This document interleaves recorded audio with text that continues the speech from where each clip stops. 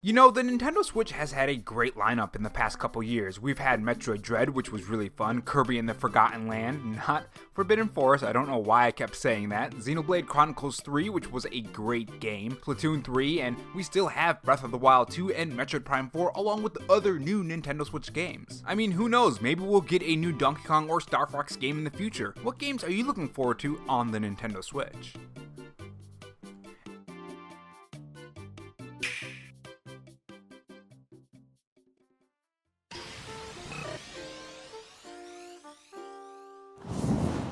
Hey guys, it's Rob here, and welcome back to the Robo Show, where we take the gaming news format that channels like Spawnwood or Arlo do, add a dash of animation and some cool editing on top to bring you your gaming news, leaks, and rumors in a fresh new way. If you're new here and want to be kept up on everything gaming, make sure you subscribe to the channel and leave a like if you enjoy the video and dislike if not. In this video, we are going to talk about the latest gaming news, which includes Sonic Frontiers having some Nintendo Switch leaks before their release date, some interesting Nintendo Switch sales in different places from both the Nintendo Switch console and Bayonetta 3 along with other Nintendo Switch games when compared to the PlayStation 5, which could mean some bad news for Nintendo, or it could just be nothing. We'll talk about it. Sega asking fans for a new mini console, God of War's Metacritic that's shaking up talks about the Game of the Year, which is pretty cool, and other cool stories. So let's start off with Sonic Frontiers. Sonic Frontiers is one of those games that I'm actually looking forward to. The more they show from these trailers for this game, the better it looks. It just keeps getting better and better and better. It's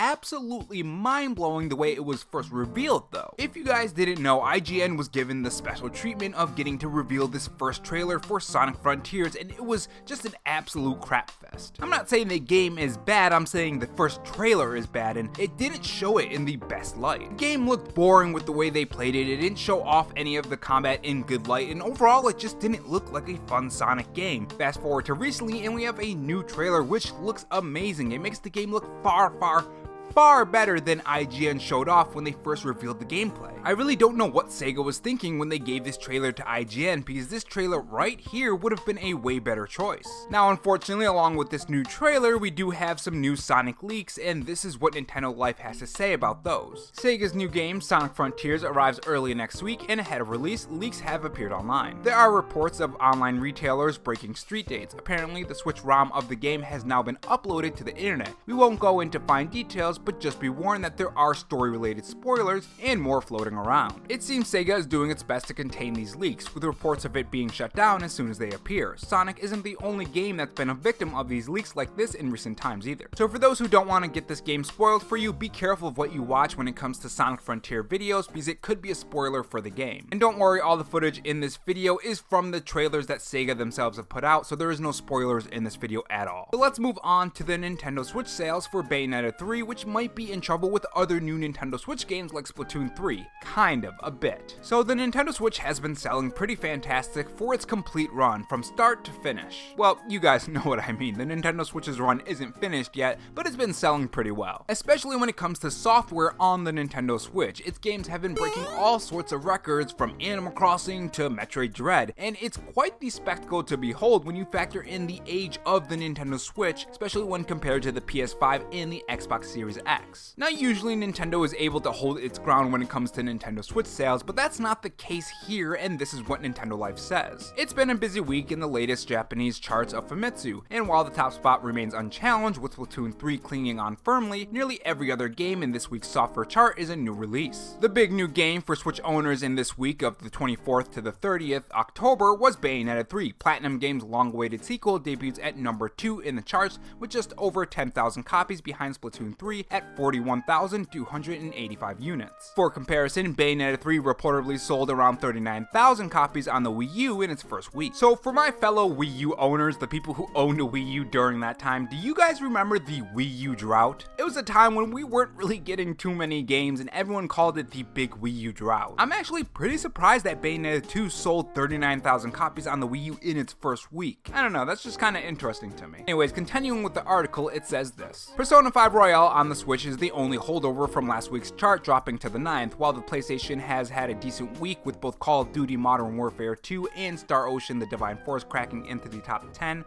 on both PS4 and PS5. Ace Angler Fishing Spirits rounds out the top 5 with a decent 23,297 units shifted. I'm pretty sure he meant shipped right there. While Needy Streamer Overload and Aquarium and other new Nintendo Switch releases. So it's going to be interesting to see if the Nintendo Switch is reaching that point where sales start seeing a slight dip and it's time for that next console or hardware refresh very soon. Is this the case of people losing interest in the Nintendo Switch, or is it just one of those things where new games are releasing and that's what happens when more games are releasing on the PS5 versus the Nintendo Switch?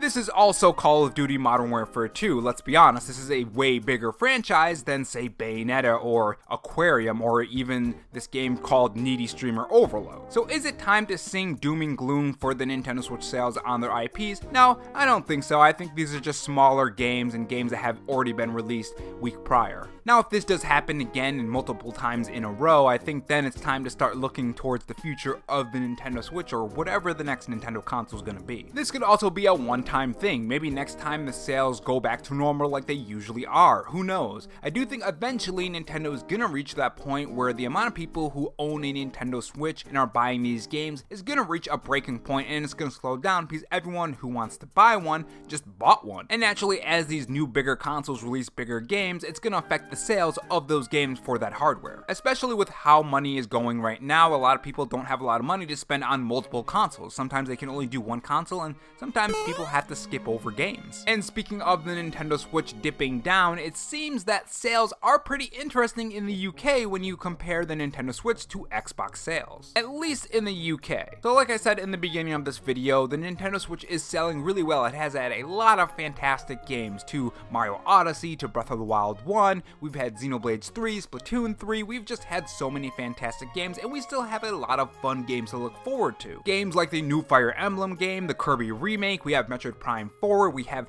Breath of the Wild 2. But anyways, with all of these games doing fantastic for the Nintendo Switch and pushing consoles, it's no wonder that this happened in the UK. It seems that the Nintendo Switch has surpassed total sales of the Xbox One in the UK. Now, according to Go Nintendo, UK isn't a huge market for video games in general, which is kind of surprising to me, but there's still millions of fans who support the industry in the UK. And I think this is one of those signs that points to the Nintendo Switch not slowing down, even if it's just in the UK, because if it does this well in the UK, most likely throughout the world it's going to do just as well or even better. So this is why I think those talks of the Nintendo Switch Pro aren't as rampant right now as they could be. I do think when it comes to the Nintendo Switch hardware, we do need an update on the Nintendo Switch with new hardware in the Switch. We need that Switch Pro or the next Nintendo Switch console. Bayonetta 3 is a pure example of that. If you guys watched any of the Digital Foundry videos or even MVG's video on Bayonetta 3, he explains it really well and it made me understand that we probably do need that Nintendo Switch very soon. I think when it comes to resolution and frame rate, it can make the game better. In my opinion, I've enjoyed Breath of the Wild 1 a lot more on PC because it's just a smoother experience. It makes the game more fun, more smooth. And look, I'm not asking for 4K Nintendo Switch with crazy FPS like 120. No, I'd even be okay with 1080p 60 FPS. That would be fine too. Like, that's the bare minimum for me right now when it comes to the Nintendo Switch. Because I do understand that if we want the Nintendo Switch to be portable and not be stuck on the TV with the next Nintendo console, if that's going to be a Switch 2 or whatever it's going to be, we have to have some kind of sacrifice here. Even the Steam Deck and other handhelds like it have some kind of sacrifice for taking a PC on the go. So there is always going to be some kind of sacrifice, but I think eventually we can get to that 1080p 60 FPS for most Nintendo Switch games. And I do think most Nintendo Switch games should be 1080p 60 FPS. Whether that come with the next Nintendo Switch or whatever next Nintendo console it's going to be, I think that's something that Nintendo has to hit next time. I think that's the bare minimum now. And moving on, Sega might be doing another mini console because they are giving out surveys to people who bought a mini console recently. So if you recently bought a Mega Drive Mini or a Genesis,